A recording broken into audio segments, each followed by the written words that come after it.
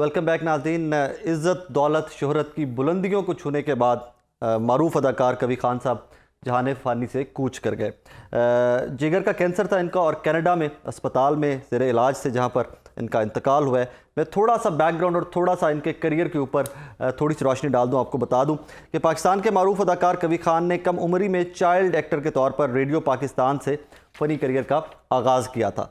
कवी खान को पीटीवी के 1964 में रिलीज़ होने वाले पहले ड्रामे नजराना में काम करने का एजाज़ हासिल हुआ। कवी खान ने ड्रामा सीरियल अंधेरा उजाला से नाम कमाया और ईमानदार पुलिस ऑफिसर की हैसियत से अदाकारी के जौहर दिखाए थे। कवी खान ने मुतअद्दिद सीरियल सीरीज़ और टीवी ड्रामों में काम किया था अपने करियर में, जिनमें अंधेरा उजाला, दो कदम दूर थे, लाहौरी गेट, मुट्ठी भर मिट्टी, मन चले का सौदा, मेरे कातिल मेरे दिलदार, फिर चांद पे दस्तक, ज़िंदगी धूप तुम घना साया, सदके तुम्हारे। लिस्ट बहुत लंबी है मेरे सामने जो पड़ी हुई इस टाइम पे। नाज़रीन, कवी खान को 200 से ज़ायद फिल्मों में भी काम करने का एजाज़ हासिल है, जबकि इनकी चंद शोहरा आफाक फिल्मों में मोहब्बत ज़िंदगी है, सोसाइटी गर्ल, चंद सूरज, सरफरोश, काले चोर, ज़मीन आसमान, रॉन्ग नंबर, मेहरुन्निसा और परी शामिल हैं। कवी खान पीटीवी के पहले अदाकार थे जिन्हें सदारती अवार्ड बराए हुस्न कारकर्दगी से नवाजा गया था। ये अवार्ड उन्हें 14 अगस्त 1980 को मिला। बाद उन्हें 2012 में सितारा इम्तियाज़ से भी नवाजा गया। कवी खान की फ़नी सलाहियतों के एतराफ़ में उन्हें पीटीवी और रेडियो पाकिस्तान की जानिब से लाइफ टाइम अचीवमेंट अवार्ड से भी नवाजा गया है। पीटीवी की जानिब से उन्हें बेहतरीन अदाकारी का अवार्ड भी मिला।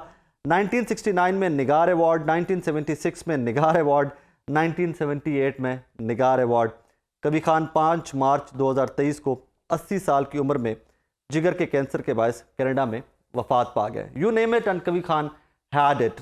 जिस भी अवार्ड का नाम ले लीजिए, कवी खान साहब जो हैं उन्होंने ये हासिल किया था। राशिद महमूद साहब सीनियर एक्टर हैं, यू ऑल नो हिम, मेरे साथ टेलीफोन लाइन पर मौजूद है।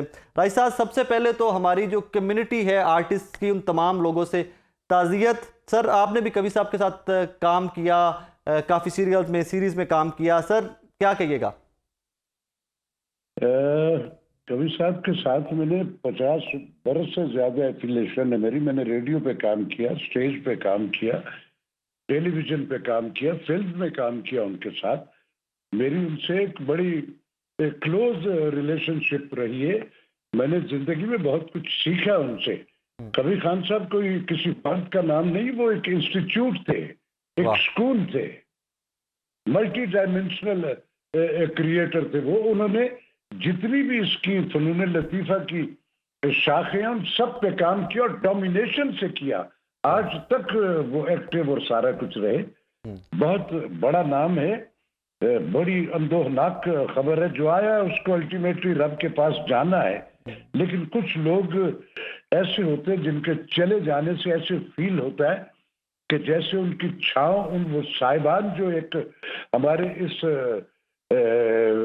रूट पे था वो चला गया और अब हम उससे महरूम हो गए। कबीर खान साहब एक, मैं समझता हूँ, बहुत बड़ी कमी है मेरे मुल्क में। अब कुछ चंद पुराने ऐसे बड़े उस्ताद लोग रह गए हैं, चंद ही रह गए, बकिया तो आहिस्ता आहिस्ता अल्लाह के पास जा रहे हैं। तो उनके चले जाने से बहुत बड़ा नुकसान हुआ मेरे पाकिस्तान का। बिल्कुल व्यूअरशिप उनकी दुनिया भर में लोगों के पसंदीदा फनकार थे वो, और फनकार तो वो थे ही बड़े, लेकिन एज ए ह्यूमन बीइंग वो बहुत बड़े इंसान थे। मैंने अबव 50 इयर्स की रिलेशनशिप में कभी उनके मुंह से किसी दूसरे का कोई ऐसा जुमला नहीं सुना जिसमें उन्होंने कहा ये क्या है वो जब भी मेरे साथ उनकी जिंदगी में सिटिंग हुई, हमने बहुत इकट्ठे काम भी किया, हमारी कंपनी भी रही, हम मुख्तलिफ फोरम्स में भी इकट्ठे गुफ्तगू। तो उनसे जब भी हुई उन्होंने लम्हा मौजूद में अपनी रिलेशनशिप और काम के हवाले से बात की, और इस कदर बोल्ड आदमी थे। वो नहीं बॉदर करते थे कि ये आज का नया टैलेंट है, ये मेरे हमअसलों में से है। जहां उनको बेहतर और अच्छा कन्विंसिंग कोई भी फर्ज लगा तो बरवला उसको अप्रिशिएट करते थे और सबके सामने करते थे। बड़ी कमी महसूस होगी उनकी बड़ी दिल को अच्छा राशिद तकलीफ साहब, है। हमारी इंडस्ट्री का एक अलमिया है, हमारे आर्टिस्ट जो हैं they are not looked after, उनका की बहुत ख्याल हुकूमतें वक्त नहीं करती, और ये एक कभी हुकूमत भी का नहीं किया, प्रॉब्लम नहीं कभी है। भी नहीं किया जी जी कि वही। हमने, हमारी हुकूमतें जो है हमारे आर्टिस्टों को भिखारी बनाती हैं लगातार। 25-2500 फनकार है, आप काम के लिए ढूंढेंगे तो 15 नहीं मिलेंगे आपको। घुसपैठियों के हाथ आए हुए हैं हमारे ये इदारे। और ये नहीं कि किसी पर्टिकुलर दौर में, हर जगह ये जो हमारे कल्चरल इदारे हैं उनके जिम्मे जो काम है वो वहाँ या तो अपनी उन हुकूमतों की प्रमोशन उनके उसमें लगे रहते हैं, या फिर वो ऐसे गिमिक्स, सर्वाइवल गिमिक्स जो है वो क्रिएट करते। इन इदारों पे उन लोगों को की मशावरत होनी चाहिए। आप रखें अपने ब्यूरोक्रेट्स, आप अपनी मिनिस्ट्री भी रखें, हमें कोई एतराज नहीं उस पर, लेकिन जिस काम के लिए उनको रखा जा रहा है उनकी प्रोफाइल में वो सारा कुछ होना चाहिए। और अगर नहीं है और आप फिर भी उनको रखना चाह रहे हैं तो एक पैनल ऐसे लोगों का वहां बना के रखें जो इस काम से रिलेटेड है, जो इसके इसरार और रमूज को जानते हैं, जिनकी प्रोफाइल में कंट्रीब्यूशन है। इस मुल्क के हमें प्राइड ऑफ परफॉर्मेंस मुझे 50 बरस के बाद मिला। और आज जब कभी कोई इस तरह की मीटिंग या कोई बात तो लोग हमें बता रहे यार हमसे पूछो, हमने जा कर दिए बहुत बहुत बड़े लोग। राशिद साहब, क्या करें?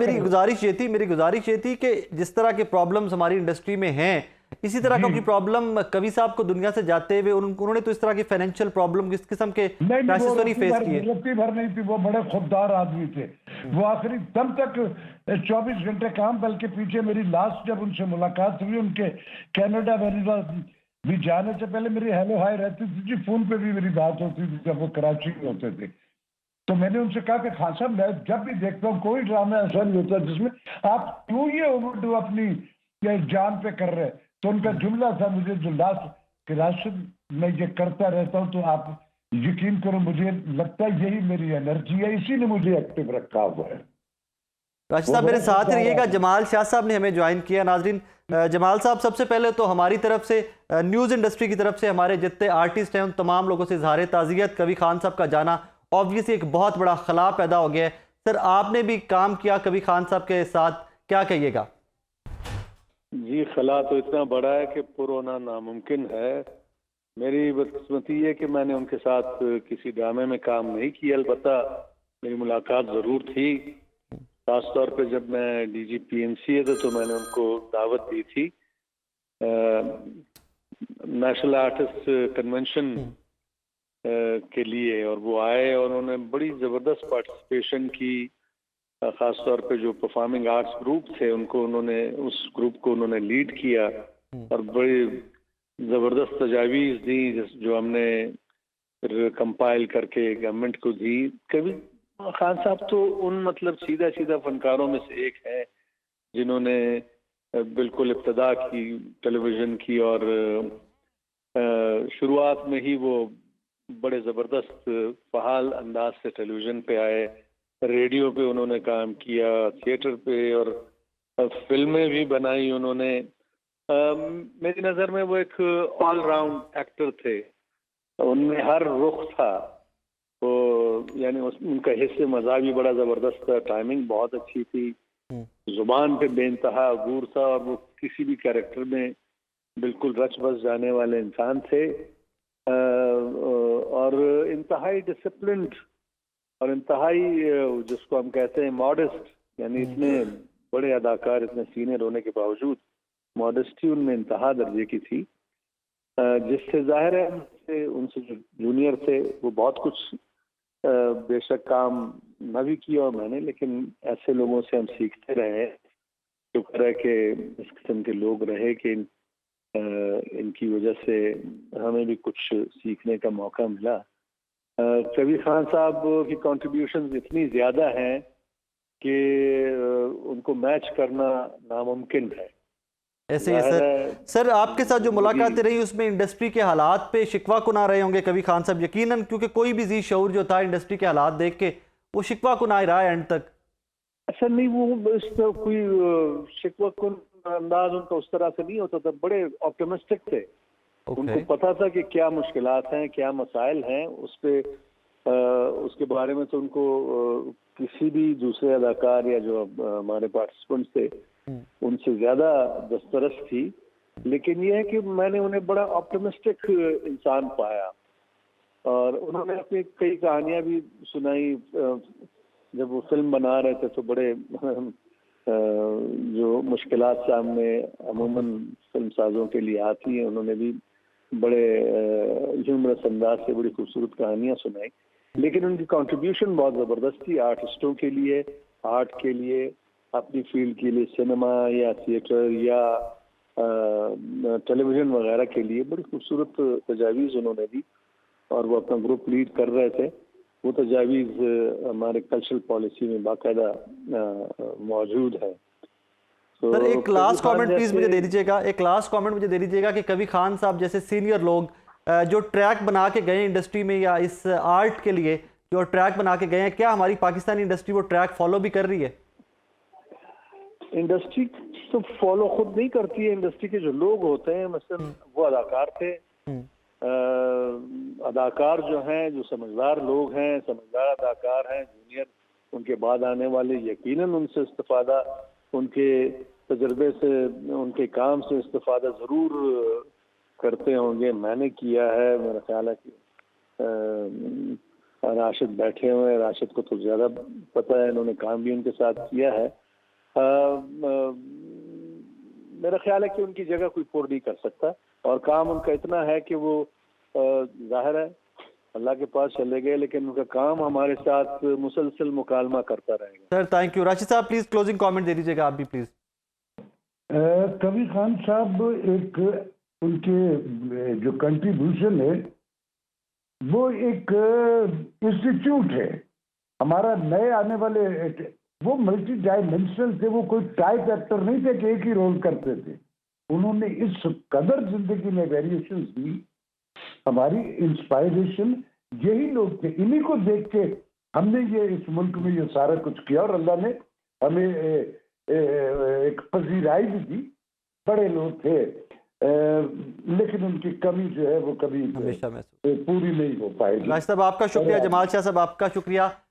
मैं एंड में नाज़रीन सिर्फ यही कहूँगा कि वो कमी वाकई में कभी पूरी नहीं हो सकती, लेकिन एक जुमला कहना थोड़ा सा ज्यादती हो जाए कि बड़े लोग थे। आर्टिस्ट जो इस किस्म का काम कर गए वो हमारे साथ रहते हैं, उनका आर्ट जिंदा रहता है। कबीर खान साहब हमारे साथ थे, हैं और आने वाली नस्लों के लिए भी उनका काम, अब तो खैर वक्त इतना बदल गया, डिजिटल मीडिया पे उनका काम इतना पड़ा हुआ है, एक पूरा स्कूल या पूरा एक इंस्टीट्यूट है कबीर खान साहब का जो सारा काम पड़ा हुआ है। तो इंशाल्लाह कबीर खान साहब से जूनियर सीखते रहेंगे, इंडस्ट्री में आते रहेंगे। इस दुआ के साथ इजाज़त दीजिए कि अल्लाह पाक उनकी मग़फ़िरत करे और उनके लवाहिकीन को सब्र अता करे और अगली मंजिलें आसान करे। अपना बहुत सारा ख्याल रखिएगा। अल्लाह हाफ़िज़।